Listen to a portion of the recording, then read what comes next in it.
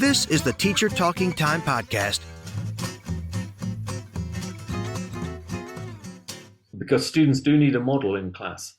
But in the past, the model has been the CD or the recorded version, and it's recorded with one or other prestige accent from a native speaker country. Okay, the model becomes anybody, and that previous model from a traditional approach excludes virtually everybody. So it excludes Gemma, it excludes me. Excludes me too. All right, and so many other teachers, because they don't speak as this one prestige model does. Mm-hmm. And so you're embarrassed and you stop teaching pronunciation, or you're permanently having to explain why you've got such a bad accent, but they allowed you to be an English teacher, and so on and so forth. Now, if you take an international intelligibility approach, the model is anybody whose own use of English for international communication has shown their pronunciation to be intelligible. And that's virtually every teacher I've met as I've trained teachers around the world. And that's very empowering. Hey, why are you going to stand up in front of your students and model English? Because you know that your own pronunciation works. You've done the world, you've spoken to people in international conferences, you've been understood. So you are the living proof. And what is more, you started where your students started, and no native speaker can say that. You began exactly where they began, and you made the journey. Yeah. And you know you're successful. So now tell your students, hey guys, I know I'm this dummy with this weird accent, but this dummy with this weird accent made the very journey I'm asking you to do. And I've been successful, and you guys are way cleverer than me. So come with me on the journey. Yeah. Love it. And on the other side of that, I'm sure we've all heard this as teachers. Like, hey, Andrew, I understand you great. And then when I go outside, I don't understand anything. You know, they get used to the same voice again and again. All the time. All the time, right? Which is a disservice in the broader sense. Because, as you say, they need different, everyone speaks differently. They need different models. And they're just listening to me or just listening to you. That's not doing the job either. Mm-hmm. I mean, it's what's really interesting is to get students, because they have different aspirations, but to get students to actually choose somebody who speaks English in a way that they feel is how they would like to speak English. And to get them to bring in a little video clip where they do their own analysis of, I like the way that this person does this sound. I like the way that this person deals with this aspect of pronunciation. I'm going to try and imitate that. In other words, what you're doing is encouraging. I mean, clearly as a teacher, you have to guide this and do all of the setting up and the logistics, but you're encouraging your students to go out there and find somebody who speaks English and is clearly intelligible. Yeah. And that they would like to do the same, and then to begin to clone that person, which is a long way from doing repetition exercises on the difference between hat and hut. Yes. With technology these days, you could probably actually clone that person. You could probably just do it. Yeah, you can create like an avatar of that person and just becomes your conversation buddy. I don't know if you're familiar with the work of Masatoshi Sato, and he was on the podcast a couple of years ago. No. And he talked about this very same thing where he would, I think he was working with motivation, but one of the things within the realm of motivation was to find a non-native speaker model for Chilean students. And I remember a lot of them chose this very famous and very successful entrepreneur in Chile who speaks intelligible English, has an accent, what have you. And that was the goal for those students, is to try to emulate or to try to sound more like someone who has a very similar background to them. So there is this common ground for them. And the second thing I was going to add is also, I just remember there's Jane Seta. Yeah. She was in the podcast too. And I remember her saying something interesting. She said, a good model, and this is going back to what you said, Rob, a good model is somebody who has clearly spoken English in a variety of communicative settings. Yeah. And that doesn't necessarily mean that you're always going to be a native speaker.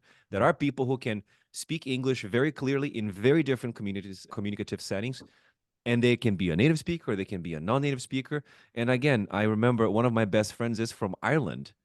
And I remember having a conversation with him the first time we met, and I just could not understand a word this man said. And I was like, dude, I am sorry, but I don't understand you. So it doesn't, in I a love lot that of people have analogy. that problem. What is it, I Aunt love that Gemma? analogy. It cancels out. Sorry, I'm interrupting you. I love that analogy because it cancels out so many native speakers. I mean, we all know native speakers that could not make themselves understood in an international environment. Right. I certainly know. And I think that's just such a great way of looking at it. If you Mm-hmm. can make yourself clear and understand and be understood, no matter where you are, who you're talking to, that's Yeah. extreme skill, Which you know. which brings me to the question now.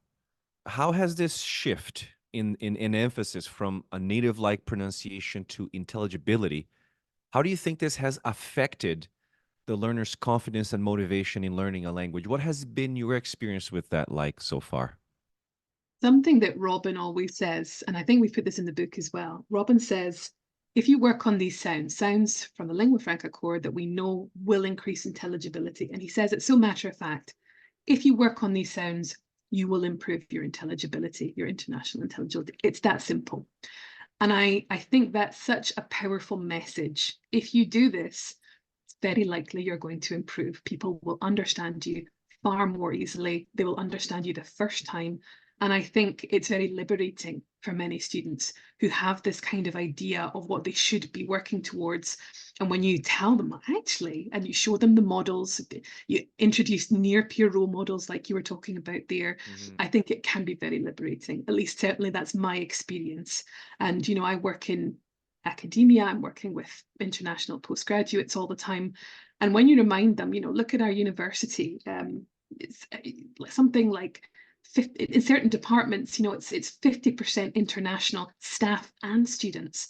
You know, we have to be, you know, intelligible for everyone because of our environment, but also outside it. So certainly I've noticed a lot of positive reactions when they come to realize this, but at first there's often a bit of shock and a bit of disbelief. I don't know if that's the same for you, Robin.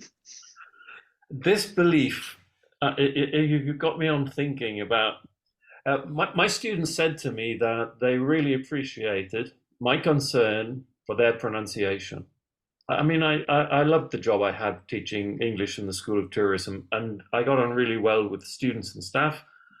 And they said to me, yeah, you know, you're right. The problem is, Robin, and you've got to forgive us here. The problem is there are no marks for pronunciation. So we've got a little oral that we do at the end of the year, and we've got the usual stuff with the reading comprehension and the essay that you ask us to write and the listening. But there are no marks during the year or at the end of the year for pronunciation.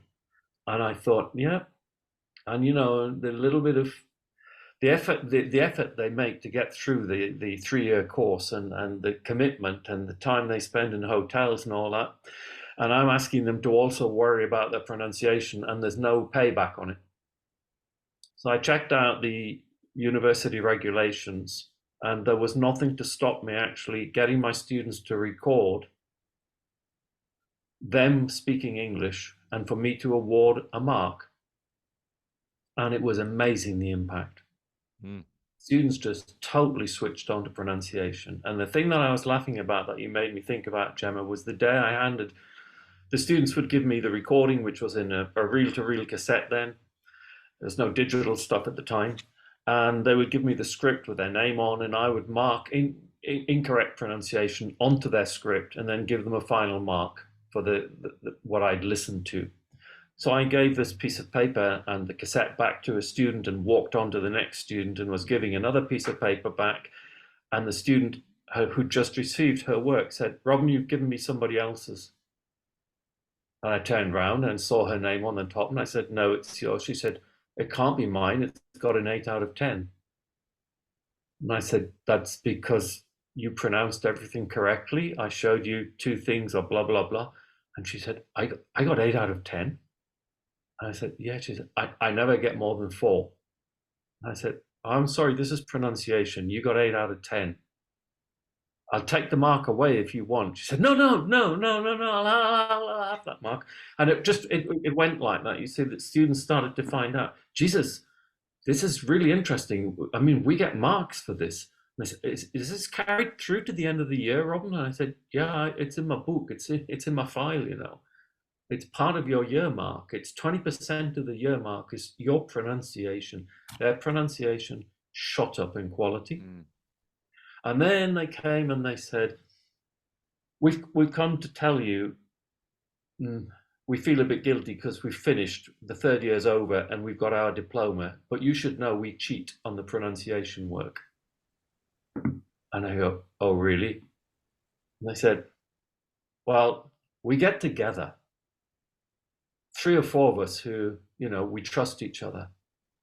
And the one who's not speaking is listened to by the others who tell that's okay or that's not okay, you should try again. And I said, oh, really? So you get feedback from each other? Yeah. And the other thing is, when you get it, we've had about 7 or 8 attempts before we think it's good enough. And I go, this is really terrible. What more do you want from your students? It was so incredible. They never collaborated on essays. Reading is like the ultimate on your own experience, you know. Yeah. And then suddenly I give them these recordings to do, and they're getting into groups, they're giving each other feedback, they're checking on the internet. By then they had internet, and then they're handing in what is the result of 7 or 8 attempts, which is called repetition. But you can't do it in class because it's stunningly boring. It certainly changed a lot the minute that was the biggest change, was when we started giving them marks for their pronunciation. It's very simple to do.